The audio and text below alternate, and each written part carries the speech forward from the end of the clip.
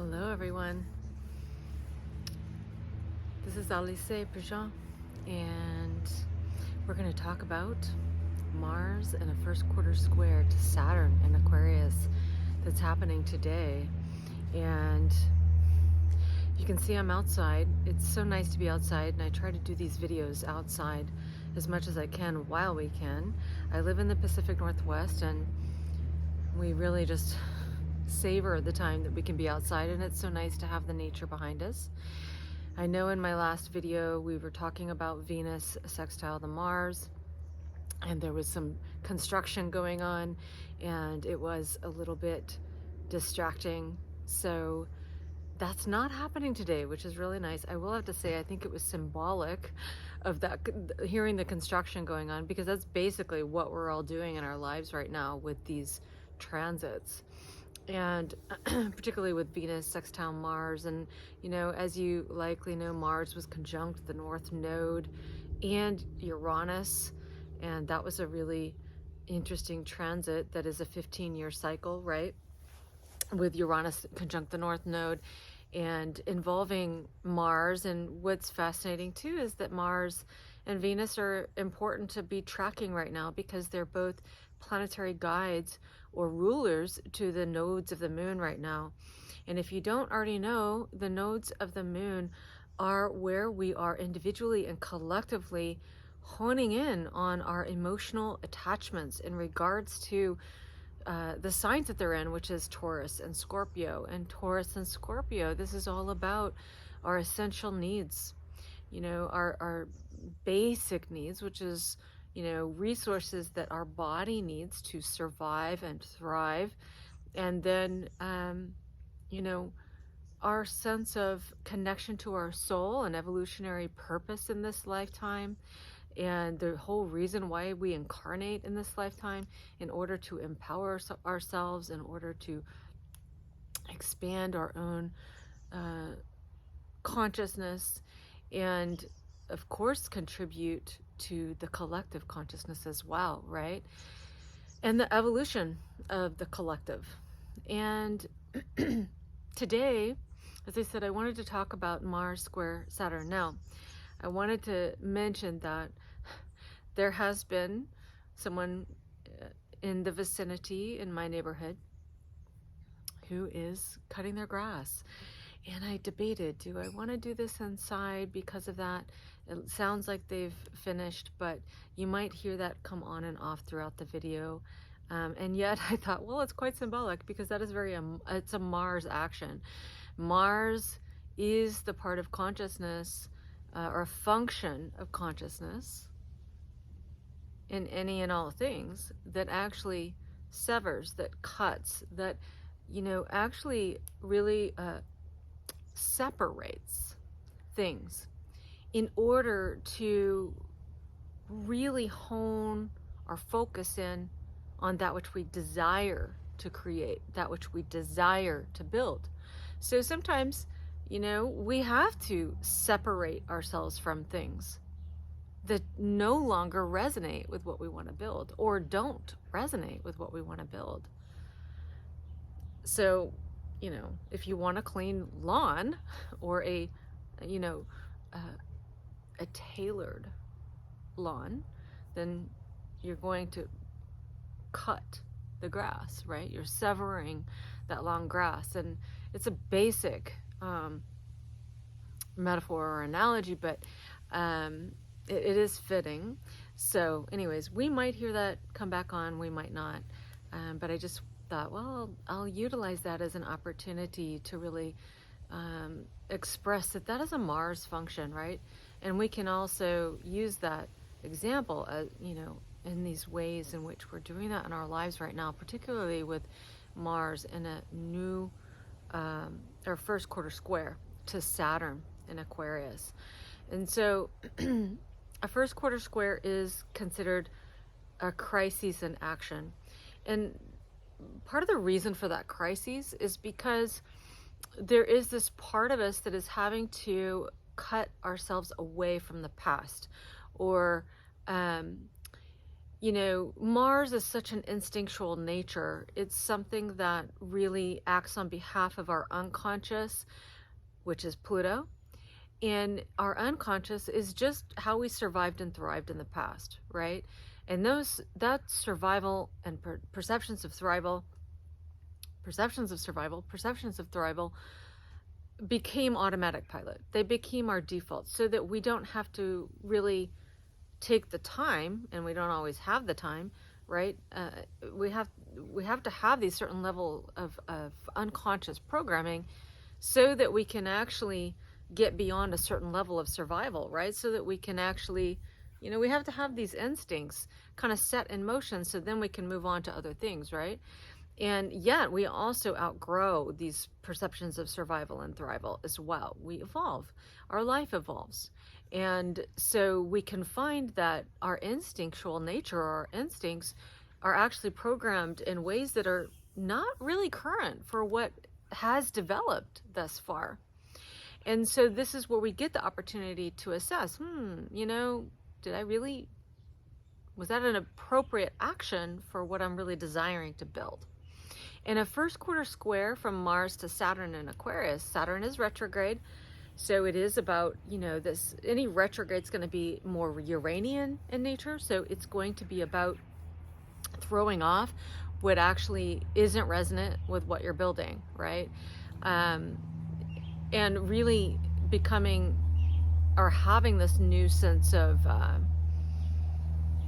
self-mastery in regards to that, as well as being our own authority in regards to that, and kind of throwing off anything in the outside world that isn't really resonant with what we desire to build in our reality and in the way that we personally see reality, and in this case with Aquarius, the way in which we want to build in the outside world and the future that we're building, because Aquarius is very much, it's this yang energy, yang consciousness, and it's what are we building out there that's resonant to support and express our own personal brilliance, our own personal reality, and our own contribution to groups, any groups that we find ourselves in any way. And that could be family. It could be just how are you building your family and your family life and your you know, your personal reality in regards to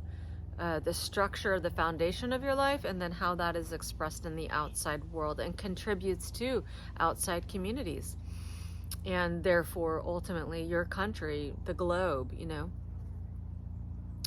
So Mars in this first quarter square, it's a crisis in action, because we're getting opportunities to fine-tune our yang energy and our masculine energy, our Mars energy, and bring it up to date, meaning that we might find that there's this part of us that, which is typical for all of us, to act on behalf of the past and what was past, you know. And Saturn is very much about the past and about timing and about time and how we perceive time, and you know, how we build throughout our perceptions of time. And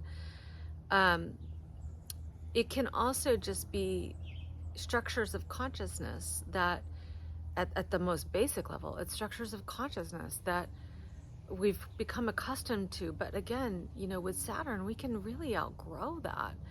And that can actually be this sense of comforts that really isn't actually in alignment with our expanding consciousness. It's not in alignment with our evolving our consciousness, and we're here to evolve our consciousness. And yes, we have to have a certain foundation of reality in order to even experience or master anything in consciousness. But then eventually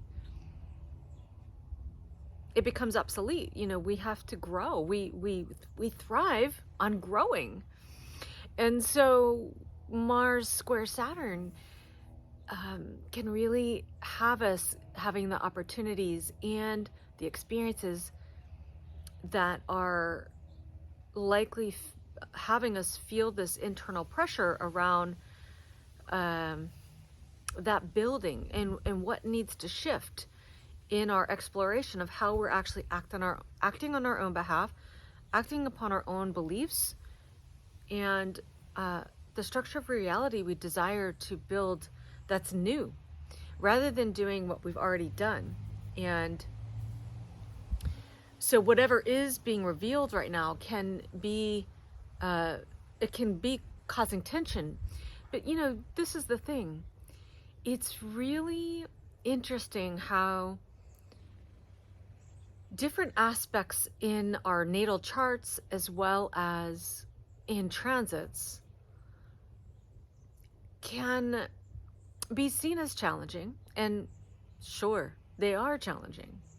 And why are they challenging? Because it is asking us to grow in a new way that we're not quite sure yet where we're going.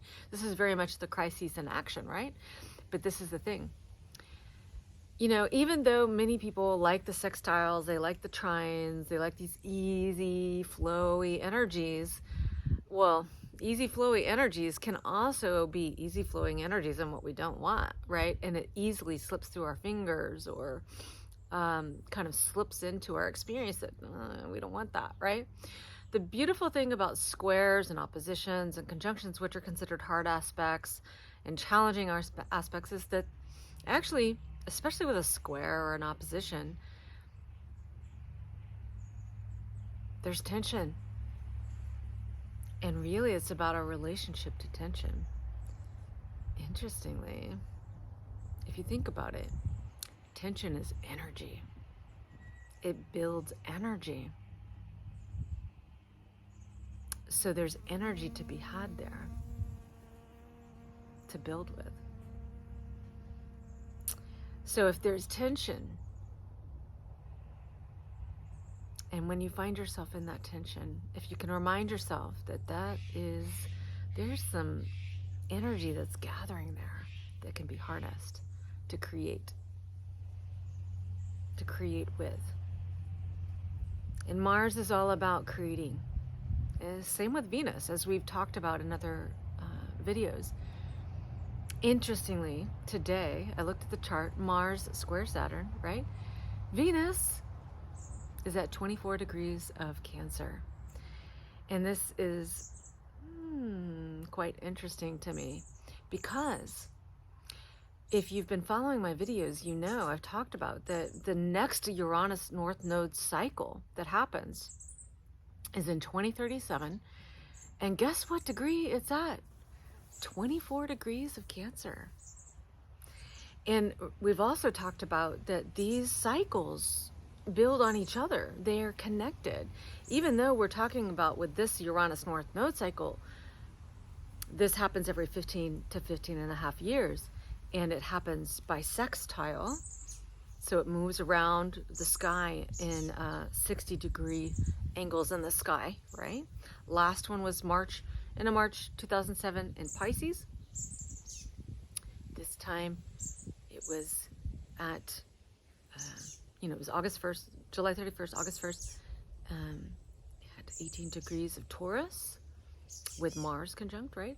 And then the next one is 2037 and Uranus North Node Cancer, 24 degrees. So isn't it interesting that Mars, which is the ruler of the South Node, which this, North Node Uranus conjunction is opposing the South Node in Scorpio, Mars rulership, and Mars was conjunct that Uranus North Node cycle. Mars is square Saturn. And we all know, likely, that Saturn has a special relationship with Cancer, because Saturn is the planetary guide or ruler to Capricorn, Cancer's opposite sign. And interestingly, I checked out the chart, and this is just something to note, because the moon passes by really quickly. The moon is the planetary guide to Cancer. And the moon is it's in Sagittarius right now. So that brings me to, Jupiter is retrograde in Aries, Mars' sign as well, right? And Chiron is in Aries as well. So it got me thinking about how, our beliefs, our values, so beliefs, Jupiter. Jupiter is also a planetary guide to Pisces, so be aware of that in regards to the fact that the last North Node Uranus conjunction was in Pisces. And our values, you know, Venus being the ruler or planetary guide to the North Node in Taurus, and where this Uranus North Node cycle seated at the end of August, end of July, beginning of August. And then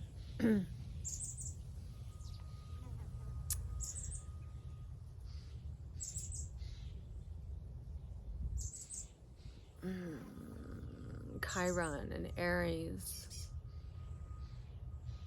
Jupiter and Aries retrograde. And, you know, how our beliefs really support the structure or structuring of our internal reality, which is Cancer and Capricorn, which then is then reflected back out to us, right? In the outside world. And as we traverse through that wheel of consciousness or zodiac, Aquarius and Leo, right? And so